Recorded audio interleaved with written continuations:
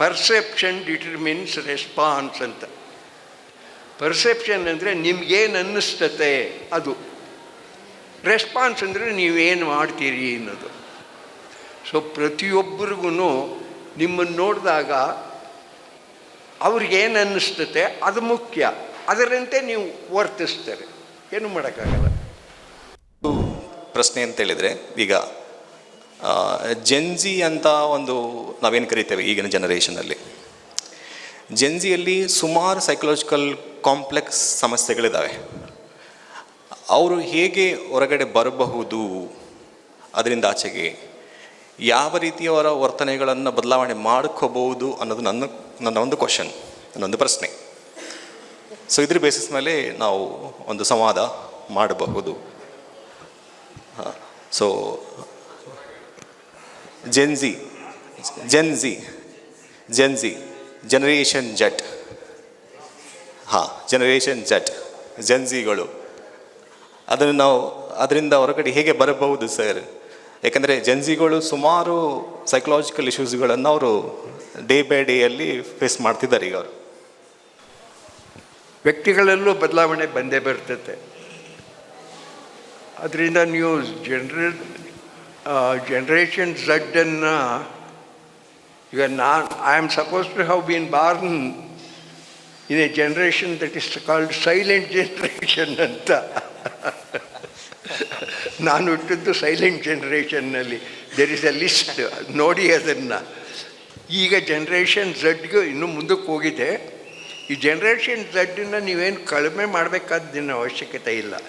ಅವ್ರು ಹೇಳೋದು ನಿಮಗೆ ಅರ್ಥ ಆಗಲಿಲ್ಲ ಅಂತ ಅದಕ್ಕಾಗಿ ನೀವು ಗಲಾಟೆ ಮಾಡ್ತಾಯಿದ್ದೀರಿ ಅಷ್ಟೇ. ನಾವು ಪ್ರತಿಯೊಬ್ಬರನ್ನೂ ನಾನು ನಿನ್ನೆ ಈ ಪುಸ್ತಕಕ್ಕೆ ಓದ್ತಾ ಇರ್ಬೇಕಾದ್ರೆ ಒಂದು ಮಾತು ಬಂತು. ನನ್ನ ಗುರುವಿಗೆ ಗುರು ಒಬ್ಬರು ಚಾರ್ಲ್ಸ್ ಎಡ್ವರ್ಡ್ ಸ್ಪಿಯರ್ಮನ್ ಅಂತ ಇಂಗ್ಲೆಂಡ್ ಪ್ರೊಫೆಸರು. ಅವರು ಈ ನಾನು ಮೊದಲೇ ಮಾತಾಡಿದ್ನಲ್ಲ ನಿಮಗೆ, ಫ್ಯಾಕ್ಟರ್ ಅನಾಲಿಸಿಸ್ನ ಪಿತೃ. ಅವ್ರ ಶಿಷ್ಯ ನನ್ನ ಗುರು ಗೋಪಾಲ ಸ್ವಾಮಿಗಳು ಅಂತ, first professor of psychology in India. ನನ್ನ ಪುಣ್ಯ, ಅವರು ನನಗೆ ಗುರುಗಳಾಗಿದ್ದರು. ಅವರೇ ನನ್ನ ಸೈಕಾಲಜಿಸ್ಟ್ ಮಾಡಿದವರು.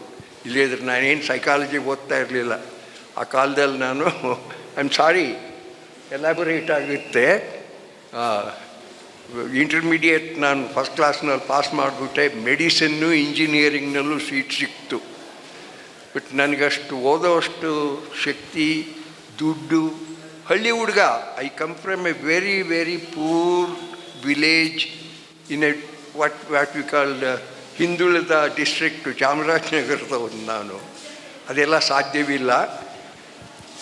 ಆದರೆ ಇಂಗ್ಲೀಷ್ ಸಾಹಿತ್ಯನ ಓದ್ತೀನಿ ಅಂದ್ಕೊಂಡು ಹೋಗಿದ್ದೆ. ಆ ಸಾಹಿತ್ಯಕ್ಕೆ ಸೀಟ್ ಕೊಟ್ಟಿರಲಿಲ್ಲ ನನಗೆ. ಇಂಜಿನಿಯರಿಂಗ್ನಲ್ಲಿ ಸೀಟ್ ಕೊಟ್ಟಿದ್ದಾರೆ, ಮೆಡಿಸನ್ನಲ್ಲಿ ಸೀಟ್ ಕೊಟ್ಟಿದ್ದಾರೆ, ಇಂಗ್ಲೀಷ್ ಸಾಹಿತ್ಯ ಕೊಡಲಿಲ್ಲ. ಆವಾಗ ನಾನು ಸಿ ಡಿ ನರಸಿಂಹಯ್ಯನವರು ಅಂತ ದೊಡ್ಡ ವಿದ್ವಾನ್, ಅವ್ರ ಹತ್ರಕ್ಕೆ ಹೋಗಿ, ಏನು ಸಾರ್ ನನಗೆ ಸೀಟ್ ಕೊಟ್ಟಿಲ್ಲ ನೀವು ಇಂಗ್ಲೀಷ್ ಸಾಹಿತ್ಯ, ಆಫ್ಟರ್ ಆಲ್ ಸೈಕಾಲಜಿ ಇಂಜಿನಿಯರಿಂಗು ಮೆಡಿಸಿನ್ನಲ್ಲಿ ಸೀಟ್ ಕೊಟ್ಟಿದ್ದಾರೆ, ಇಂಗ್ಲೀಷ್ ಆನರ್ಸ್ನಲ್ಲಿ ಸೀಟ್ ಕೊಡಲಿಲ್ವಲ್ಲ ಅಂದರೆ, ಕೂಲ್ ಡೌನ್ ನೀನು ನನಗೇನು ಇಲ್ಲ, ನೀನು ತಗೋತೀನಿ, ಪ್ರಿನ್ಸಿಪಾಲ್ ಹತ್ರ ಹೋಗೊಂದು ಲೆಟರ್ ತಗೊಂಬ. ಆಗ principal is everything in a college. Principal ಹತ್ರಕ್ಕೆ ಹೋದೆ ನಾನು. ಅವರು ಪ್ರೊಫೆಸರ್ ಗೋಪಾಲ ಸ್ವಾಮಿಯವರು. ಅವ್ರು ನಾನೊಂದು ಕ್ವಶನ್ ಕೇಳಿದ್ರು, ನೀನು ಯಾಕೆ ಇಂಗ್ಲೀಷ್ ಸಾಹಿತ್ಯ ಆನರ್ಸ್ ಹೋಗಬೇಕು ಅಂತೀಯಾ ಅಂತ. ನಾನು ಹೇಳಿದೆ, ಹುಡುಗ ನಂಗೆ ತುಂಬ ಇಷ್ಟ ಸಾಹಿತ್ಯ ಅಂದರೆ.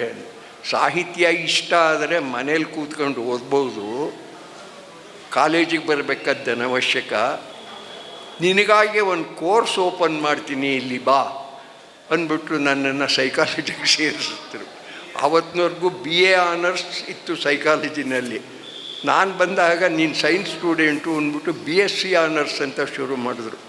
ಹಾಗೆ ನಾನು ಆವತ್ತಿನವರೆಗೂ ನನಗೆ ಯಾರೂ ಅಡ್ವೈಸ್ ಮಾಡಿರಲಿಲ್ಲ.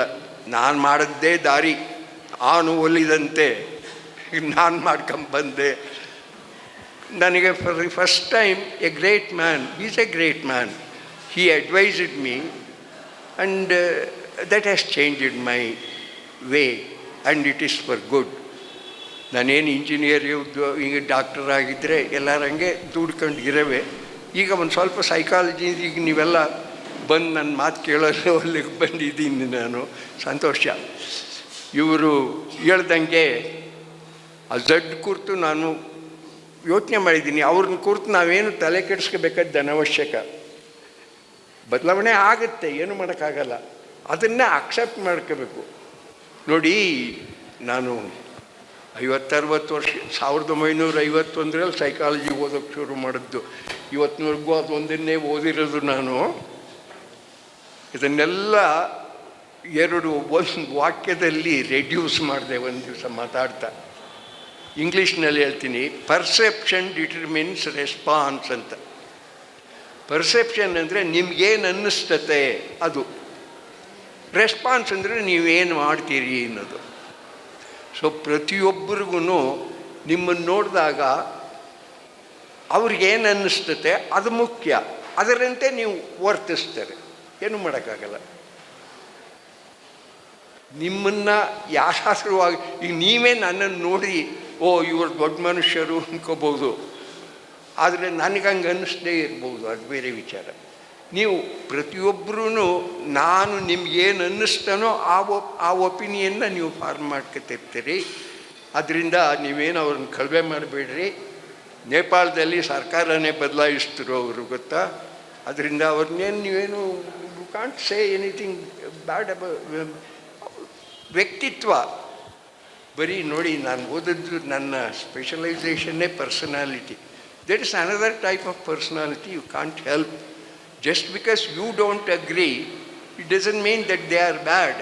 ಹಂಗೇನಿಲ್ಲ. ಅವ್ರಿಗೆ ತೋರಿದಂತೆ ನಾನು ಒಲಿದಂತೆ ಹಾಡುವೆ, ಅವರು ಹಾಗೆ ಹಾಡ್ತಾರೆ ಸ್ವಾಮಿ, ಅಕ್ಸೆಪ್ಟ್ ಮಾಡ್ಕೊಳ್ಳಿ. ಅದರಲ್ಲಿ ಒಂದು ಸಣ್ಣ ಮನವಿ ಏನಂತಂದರೆ, ಇಲ್ಲಿ ಬಂದಿರುವಂಥ ಎಲ್ಲರೂ ಕೂಡ ಬಸವಣ್ಣವ್ರ ಮಾತು ಕೇಳೋಕ್ಕೆ ಬಂದಿರೋದು. ಏಕೆಂದರೆ ಬೇರೆ ಬೇರೆ ವೇದಿಕೆಗಳಲ್ಲಿ ನಾವು ಮಾತಾಡೋಣಂತೆ, ಅವ್ರಿಗೆ ನೇರವಾಗಿ ಪ್ರಶ್ನೆಗಳನ್ನು ಕೇಳಿ ಅವರಿಂದ ಹೆಚ್ಚು ಉತ್ತರಗಳನ್ನು ಪಡ್ಕೊಳ್ಳೋಣ. ಸಾಂದರ್ಭಿಕವಾದಂಥ ಎಲ್ಲ ಮಾತುಗಳನ್ನು ನಿಲ್ಲಿಸಿ ನಾವು ನೇರವಾಗಿ ಪ್ರಶ್ನೆ, ಎಲ್ಲರ ಪ್ರಶ್ನೆಗಳಿಗೂ ಉತ್ತರ ಹೇಳ್ತೀನಿ ಅನ್ನೋ ಹೆಮ್ಮೆ ನನಗಿಲ್ಲ, ನನಗೆ ಗೊತ್ತಿಲ್ಲ. ಖಂಡಿತವಾಗಿ ಹೇಳ್ತೀನಿ, ನನಗೆ ಗೊತ್ತಿಲ್ಲ ಅಂತ ಹೇಳ್ಬಿಡ್ತೀನಿ. ನೀವೇನು ಹೆದರ್ಕೋಬೇಡ್ರಿ.